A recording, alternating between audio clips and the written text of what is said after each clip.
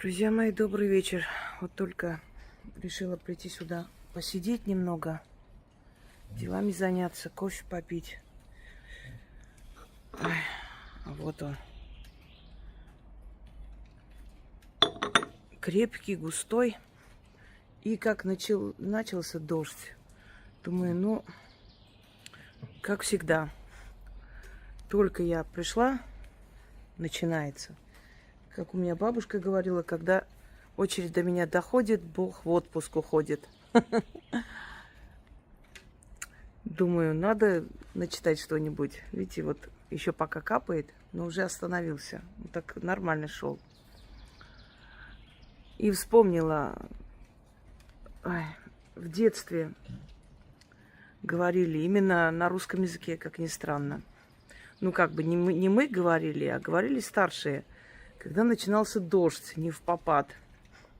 Не советую, конечно, просто так делать, потому что люди, которые это говорили, они, видимо, имели право это говорить, потому что они не только дождь останавливали. И вот слова такие. Илья, пророк, тебя ждет Бог. К нему иди и дождь с собой забери. Илью всегда ассоциировали с Перуном. Что, ну, заменили, то есть... Поскольку народ не так легко и просто отказывался, матушку-богиню, Макуш, ее называли еще Богородицей, потому что считали, что она мать богов, дарующих семейное благополучие. Но потом Богородицей стала другая женщина.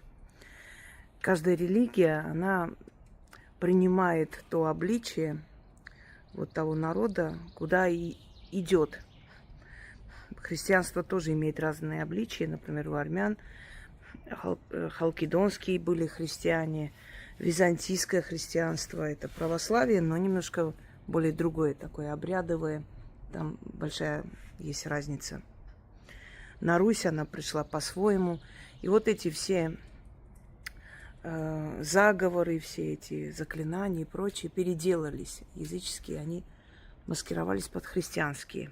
Видите, остановился. Слышите, больше нет. А должен был идти, потому что, вон, смотрите, небо какое.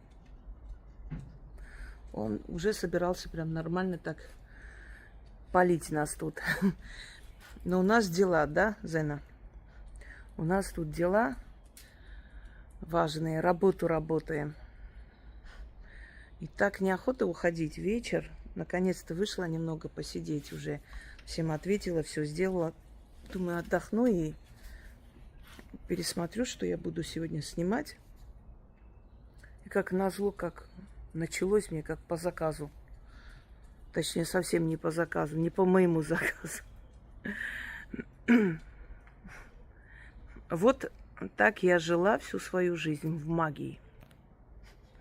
Никто в детстве не говорил, что мне там бабушка ведьма, или вот она целительница. У нас обычно говорят знающий человек. Да и на Руси не говорили так о женщинах. Ну, когда их назвали ведьмами? Говорили, надо бабушку найти.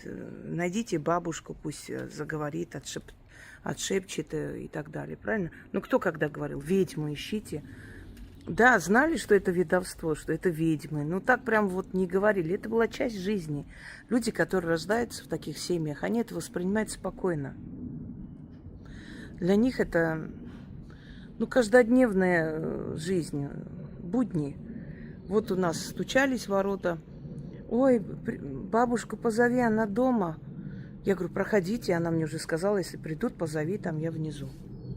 Все, пришли они с маленьким ребенком, он там орет, плачет, вот не спит по ночам, то ли сглазили, то ли еще что-нибудь, что-то поначитали там. Он еще громче начал плакать, а потом, смотрю, уснул.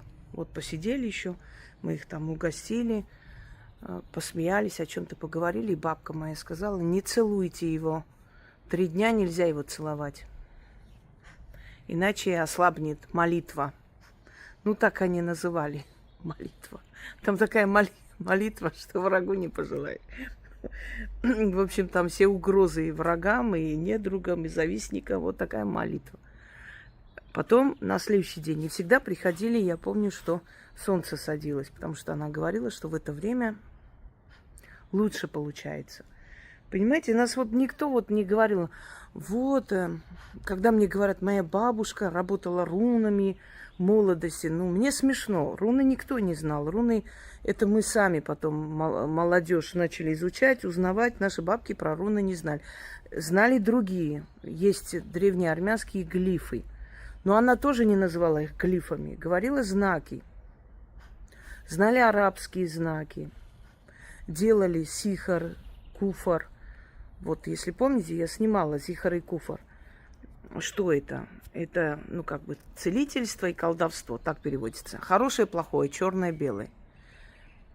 Это, да, называли, писали. В это все верили. Вы знаете, вот в это можно верить, можно нет, но иногда смотришь передачи. Я недавно смотрела, кстати, как он называется. «Император», что ли. Такой рыженький, неприятный мужичок, который бросил 4 детей, жену, послушную, хорошую, добрую, как всегда. И с одной такой шалашовкой связался, такая носатая, такая неприятная, такая притворщица, такая аферюга, вот прям вот прет от человека вот этого. Ой, мой милый, дорогой, любимый, мы любим друг друга, у нас любовь. И там вот эксперт, по-моему, она адвокат, она сказала, вот я за передачу эту, за эти годы, то есть участвуя в этой передаче, я начала верить и в приворот, и во все остальное. Вот этот вот император, как она его, мой император, мой король, Цезарь. Вы знаете, что он сделал? Он 2 свои квартиры переписал на нее, на эту бабу, на ее дочь. Свой бизнес якобы продал тетке, ну, переписал на их имя. Земельный участок, и теперь хочет у своих детей еще и дом отобрать и ей отдать. Ну, угадайте с 3 раз. Тут даже не надо быть ясновидцем и пророком, чтобы понимать, что она все это приберет к рукам, через некоторое время его выкинет, и он придет к своей семье. Самое омерзительное, знаете, в чем? Что вот такие вот существа к старости лет приходят к своим детям, приползают и говорят, что я ваш отец, уважайте меня, любите. Отец, который лишил своих детей полностью будущего. И вот такому человеку говорить, что на тебе приворот, он никогда не поверит. Я понимаю, что есть мужики-дураки, есть, конечно. Но чтобы за неделю все свое имущество отдать, совершенно чужим людям подарить, ну, не обошлось тут без магии. Понимаете? Но, еще одно но, чтобы не оправдывать таких подонков, я вам хочу сказать. Приворот ложится только на тех мужчин, которые способны предавать. Если человек не способен предавать, он даже сам придет к жене. Я уверена, что среди вас есть такие женщины, у которых мужья говорили, ты знаешь, вот мне что-то сделали, я чувствую. Даже мужчины, которые в это все не, ну, якобы не верят, они говорят, то, что я не вижу, того нету.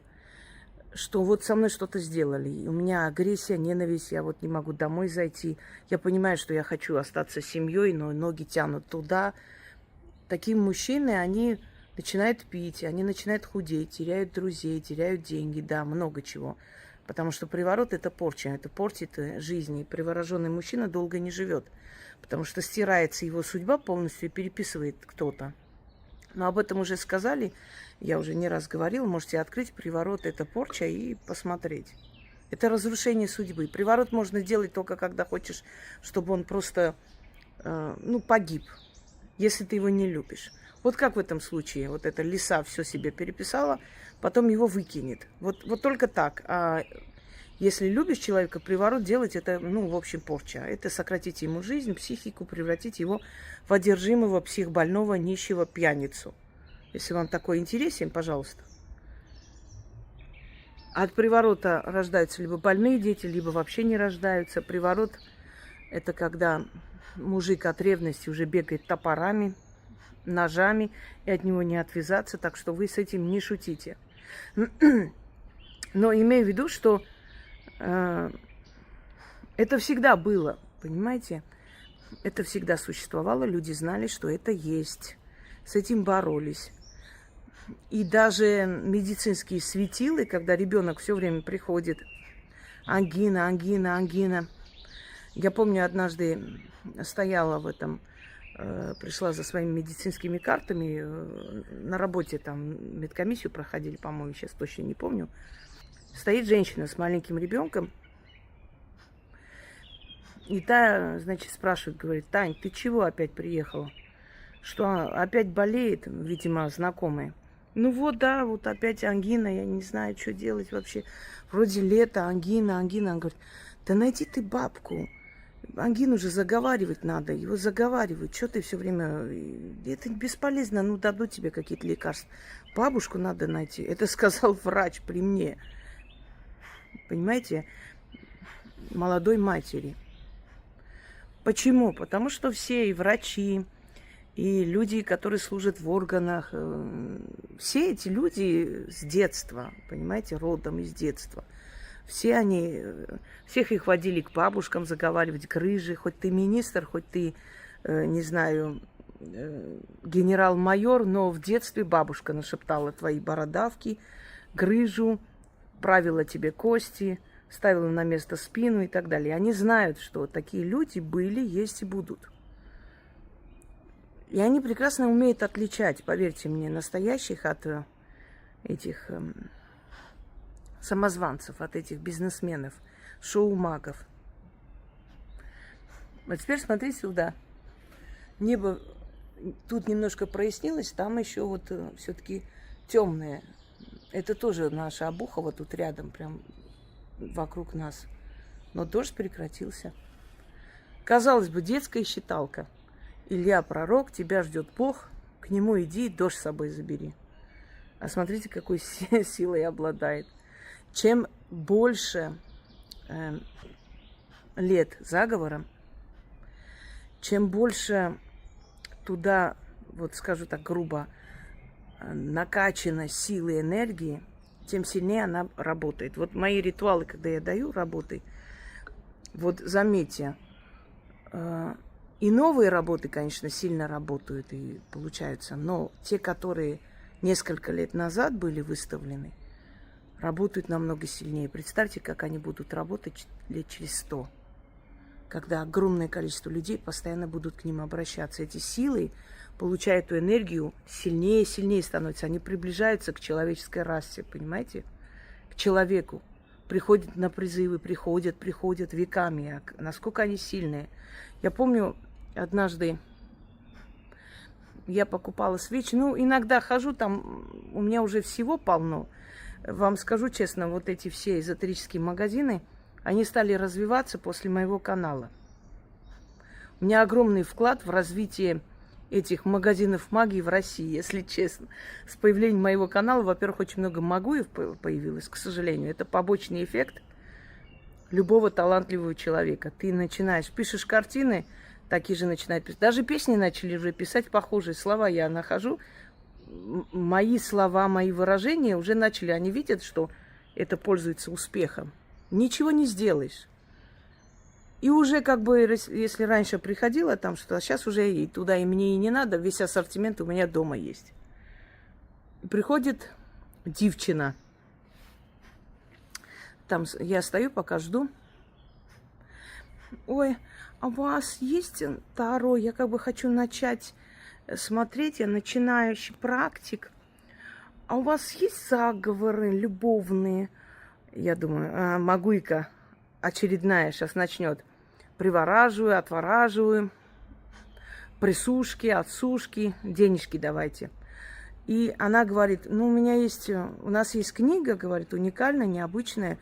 Ну, в общем, она была издана 300 лет назад, ну, и копия этой книги переизданная. Она у меня сейчас есть. Ну, там, может, найдете и такие приворотные. Там вообще много разных. Это народные, значит, заговоры. Я не помню какой-то, ну, автор, в общем, это не важно, он собирал. Где-то 300 лет назад это издано, было когда-то запрещено в царской России. Я уже приготовилась, думаю, так, давайте сюда эту книгу. Она, знаете, что говорит? Да, и сказали, единственном экземпляре, думаю, вот эта сучка сейчас купит, а мне оно нужно. И она говорит, ой, старые ритуалы. А у вас есть что-нибудь посвежее, как бы, они же уже старые, они же как бы просроченные вроде, да, как получается. Ой, я уже не могу. Вы представляете, вот такие они создают, открывают каналы и дурят народ. Просроченные, говорят, уже. У вас есть что-нибудь посвежее? Короче, я ее так отодвинула в сторону, говорю, так, минуточку. Я говорю, где эта книга? Ну вот вниз спускайтесь, они там. Я быстро пошла, назвала. Я уже думала, сейчас эта дура очнется, возьмет. Я говорю, так, дайте мне эту книгу. Ну вот там вот в кассе можно. Я говорю, нет, давайте я тут оплачу. Я купила. Спокойно дальше начала смотреть камни, еще что-нибудь. Я думаю, это ж надо же, меня не просто так привели сюда. Вот подобные личности, их полно. И эти люди, когда внутри пусто, когда человек, ну, никто в этой сфере, он же пытается как-то, ну, вот как вот эти деревенские девчонки там приезжают, я не против них, они молодцы, они многого добиваются, я тоже из деревни. Но деревня и вот это село – это разные вещи. И как они пытаются корчить из себя таких аристократок. Когда у человека благородство в душе, ему не нужно притворяться. Вы заметили, что человек, чем более величественный, чем сильнее внутри, тем проще. Проще не в том смысле, что вот будь попроще, и все алкаши к тебе потянутся. Нет. Проще имеется в виду, что он спокойно воспринимает и трудности, и очень дорогие подарки, и какие-то большие расходы. Он к этому всему относится очень мудро. У него, у этого человека, очень мудрая душа и старая душа. А вот выскочки, которые, ну, как-то вот что-то вот получилось, дал шанс им мир, судьба дала какой-то шанс человеку ради справедливости, чтобы он чего-то добился, они как кривляются, как ломаются. Ой, я такой не пью. Нет, я такой не ем. Я помню одну такую. Значит, вижу один раз, ну, после нашего разговора посмотрела и увидела, как она на рынке покупала там за 20 рублей вот эти реплики, тогда еще реплики известных фирм, макияжа и так далее. И сидели до этого в кафе, разговариваем, и она мне говорит: ой, а чем ты красишься? Я вам скажу честно, я всю свою жизнь Макс-фактором пользуюсь. Ну, во-первых, я очень мало крашусь, я практически не крашусь и не люблю краситься. В Грузии вообще женщины не красятся особо. Вот, ну, нет вот этой страсти много краситься. Мне все время, вы из Грузии, вот кто знает, и раз чего вы так догадались, ну, там женщины не красятся. Нет, они красятся, конечно, но они дополняют свою красоту. У них нет вот этой нужды все цвета радуги мазать. Ну, не любим мы вот это. И я пользуюсь долго, потому что я мало крашусь. Один раз я, ну, то есть накрасила губы, вот Max Factor, кирпичный цвет. Он не сильно отличается от губ, и он не стирается, он весь день, и на следующий день может быть и на губах. Все, вот я вот, хотя я водолей вроде бы инноваторы, но и классики тоже. И я всю жизнь этим пользуюсь. Она смотрит: ой, а чем ты пользуешься? А что за помада? Я говорю: Max Factor. Ой, ну это же отстой. Да, конечно, отстой. Это один из дорогих помад вообще-то. Я говорю: с чего это отстой? Ну вот я, например, всю жизнь крашусь буржуа. Думаю, интересно, ты буржуа вообще в глаза видела когда-нибудь? Я не стала ее оскорблять, понимаете? То есть имеется в виду, что люди, которые себя ничего не представляют, они всю жизнь стараются как-нибудь подчеркнуть свою важность на самом деле. А когда ты в этом живешь, ты это воспринимаешь спокойно, без лишних каких-то... Ну, то есть ты не видишь в этом какого-то героизма. Ну, жизнь и жизнь. Так что, одним словом, друзья мои, дождь прекратился, тучи уже начинают уходить. Ладно уж, можете, конечно, этот заговор взять, но не злоупотребляйте. Разрешаю. Ну, потому что нельзя вмешиваться в природу без особой нужды. Но если вдруг вы, например, будете идти по дороге, и вдруг дождь, ну что делать? Скрываться негде. Можете это сказать. Но вам дадут время, чтобы вы спрятались, успели уйти, и он опять нахлынет, опять пойдет. В вашем случае он опять пойдет, не подчинится. Он вам даст просто шанс уйти от дождя. Это все, что я могу вам в данный момент рекомендовать. Это не из-за того, что это мой каприз. Я просто не хотела бы. Понимаете, кому много дано, с того и большой спрос. Вот о чем речь. Лучше не вмешиваться в более такие темные дебри магии, чтобы спокойно жить. Всем удачи!